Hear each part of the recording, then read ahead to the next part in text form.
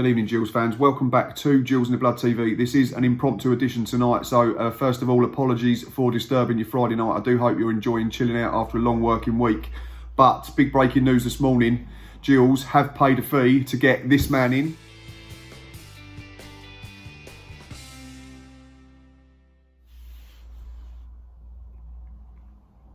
That is obviously big Lincoln frontman John Akinde, who has arrived today. We don't know the fee, we don't know the contract length, but the most important thing is that Gills have got a proven lower league striker in through the door in this January transfer window with a week still to run. For me, it looks like a very astute bit of business, a really decent signing. I think we may have been in for him a couple of weeks ago and sort of had to put it on the back burner, so to speak. But what I'm going to do tonight is I'm only going to speak very briefly, and then I'm going to leave you with the thoughts of some others. We've got the thoughts of Stocky and Boz, obviously, from the channel. We've got the thoughts of Owen, who's a regular contributor on here, also part of the Gills Fancast. Talking of the Gills Fancast, we've got the thoughts of Reese, who hosts that on a regular basis. And we've also got the opinion of Gabe Sutton, who runs the Football Lab on Twitter, which is an excellent Football League website. Gabe really knows his stuff, so was really looking forward to hear his thoughts as an outsider rather than as a Gills fan. But yeah, just my brief opinion on it.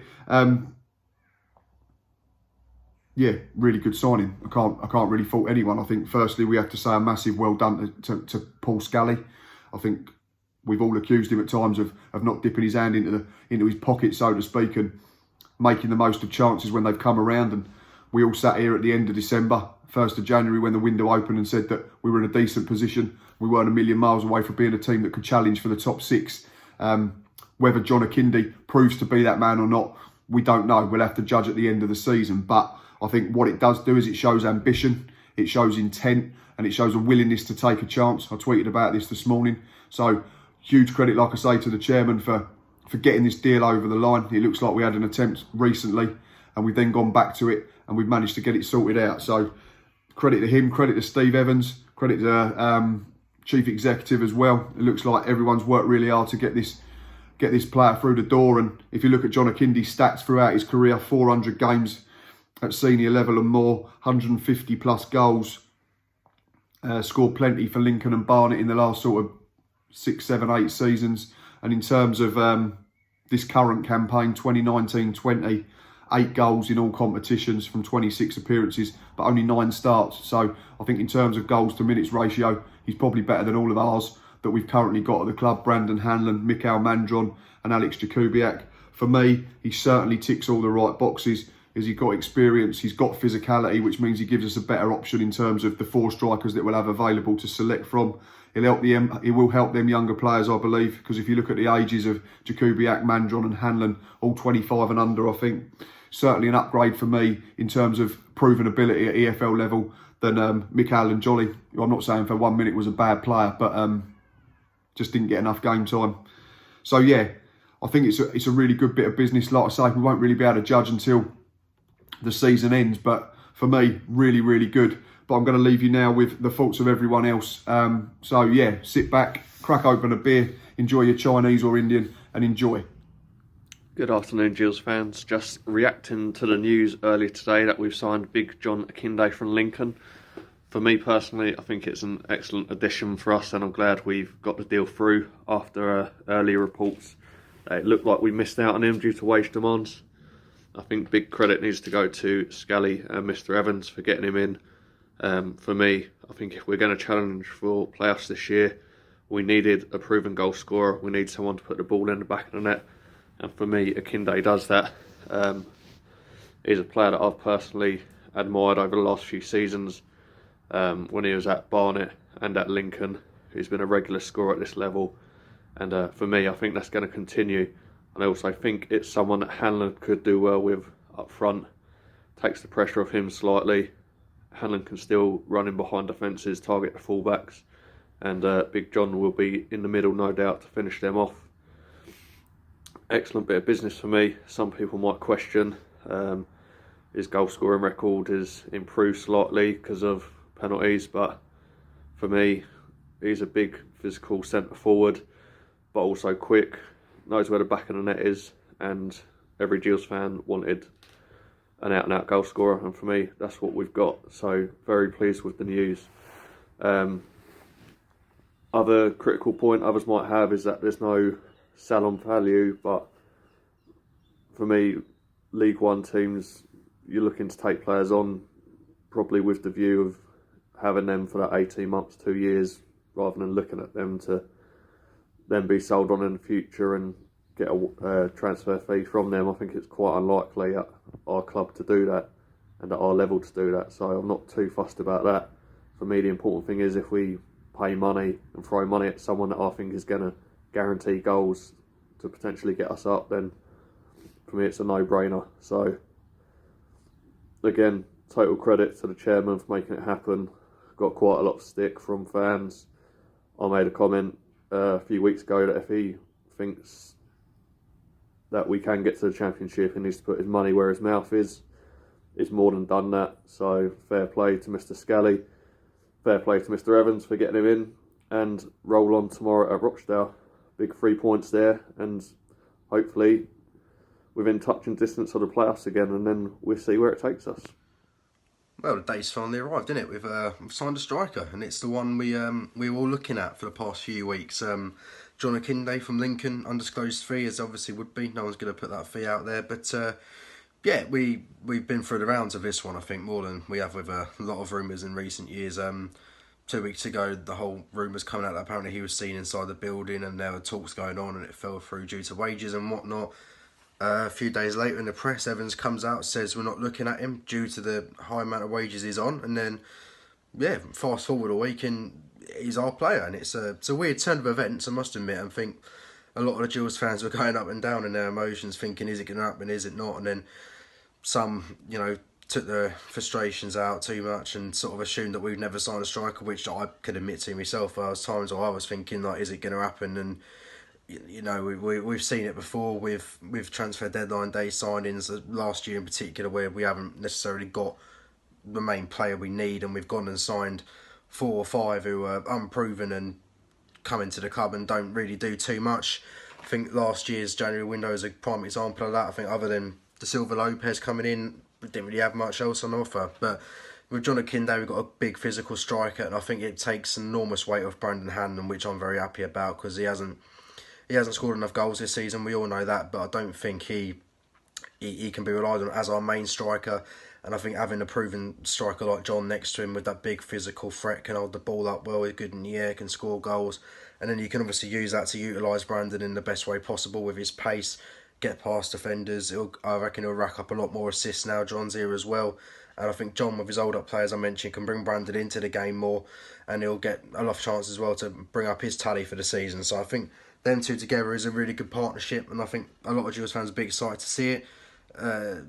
Yeah, we hoped it would have been done sooner than it has been, but, it looked to me as if, some speculated that the deal would collapse the other week, and with news coming out about Mark Marshall, who's allegedly on 2.5 to 4k a week, regarding what rumours you choose to indulge yourself in.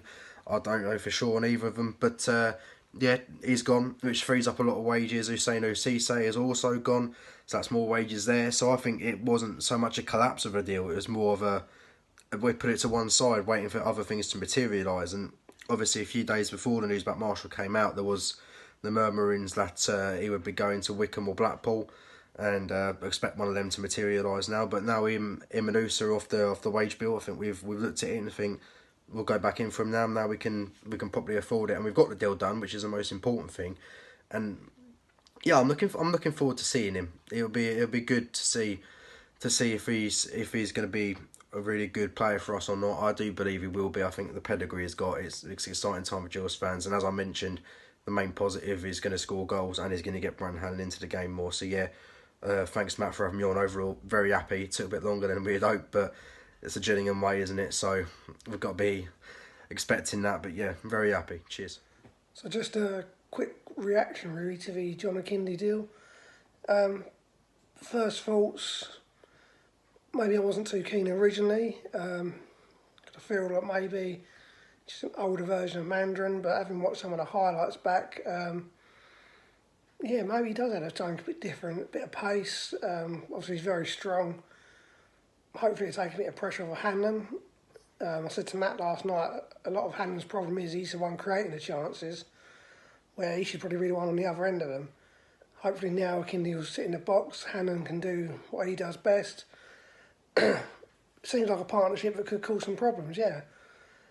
Sounds like we paid a fee, so fair play Mr Scally there.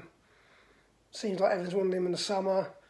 Maybe money wasn't there, but maybe now we have spent some of that FA Cup money. So fingers crossed it works out. Hopefully there's more to come.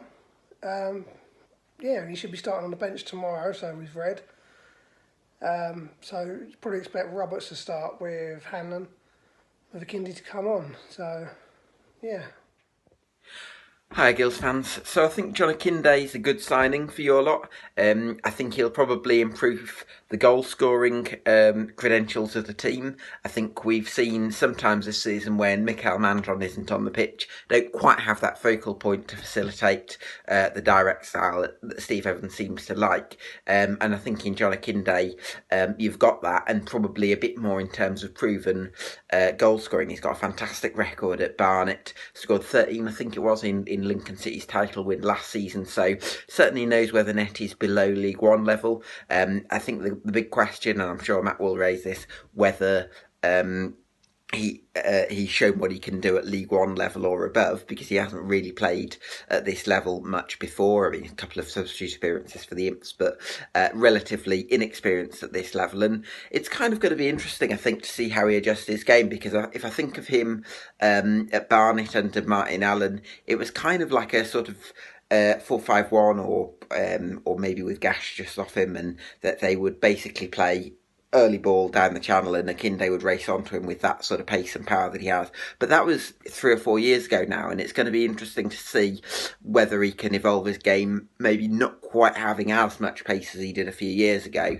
And I think at Lincoln he was more of a reference point, kind of holding the ball up and actually allowing other players behind him sort of those goal scoring opportunities. So I think he's shown he's capable of being the main focal point in a team, and I imagine that he will suit the Steve Evans system. I mean, you look at the managers he's succeeded under so far, Martin Allen and Danny Cowley, both have reputations at least for favouring fairly direct styles of football. So you'd imagine, hopefully, that he'll fit in well, and good luck.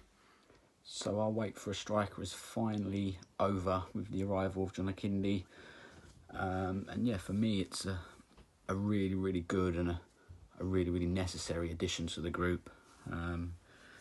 Obviously, I've seen sort of mixed comments on him really in the build up to his signing, where some are sort of like me, really, really excited and think he's exactly what we need, and some people go against that opinion, which of course is football and everyone's entitled to that. But you know, for me, it wasn't a case of we needed a target man or we needed a little quick nippy striker. The bottom line was we needed a player that can score goals, and for me, John fits that bill. I know people have had doubts over his record in League One, but even this season, to be honest, at Lincoln, he's not had a lot of football. But the record he has got is pretty good given the minutes he's played. I think he averages a goal or an assist every 131 minutes, I think it is this season. Or no, so I think it's 113 minutes, which is better than the forwards we've got. And he comes ultimately with more goal scoring pedigree than the rest of the forwards we have got. And it's just a case that hopefully he can come straight in and hit the ground running, because we've been playing well for a long period of time now, and we all know what element of the game has let us down at times and cost us wins. You know, we're on this good unbeaten run, but we've probably drawn a couple more games than we'd have liked. And you look at the examples of Peterborough away and Ipswich away, where perhaps if we'd have had John Akinde then, we might have converted those games into victories. So, you know, I'm not expecting miracles from him, that's for sure. But if he can score 7-8 goals in our remaining 20 or so games, then I think, providing we keep up our excellent form defensively anyway, he's going to score goals that are going to get us close to the playoff pack come the last few games of the season. And let's just hope that he does score enough. And yeah, by the time that May comes around, we're right in amongst it. Cheers, fellas. Appreciate your thoughts. That's an interesting listen, I think, for everyone. And we've got some really good opinions there. So thank you to Stocky, to Boz, to Owen, to Reece and to Gabe. Really do appreciate you getting involved. Like I say, Reece and Owen play a huge part on the Gills Fancast. So make sure you go and give that a regular listen. It certainly keeps me occupied on the drive to work. when the episodes do drop on Apple iTunes. And like I say, go and check out Gabe's work on the Football Lab. He's on Twitter, can be found. Really good knowledge of everything Football League. Right, that is it from me this evening and from everyone else. Safe journey if you're heading up to Rochdale tomorrow. Give the big man a cheer for us, whether he starts on the pitch or on the bench. I'm sure you'll give him some love from the stands, and fingers crossed he can play a part at some point, and hopefully come Monday we'll be sitting here talking about 3 points and a big performance from us and from the new man. But for now, enjoy the rest of your Friday night, enjoy your weekend, and up the Gills.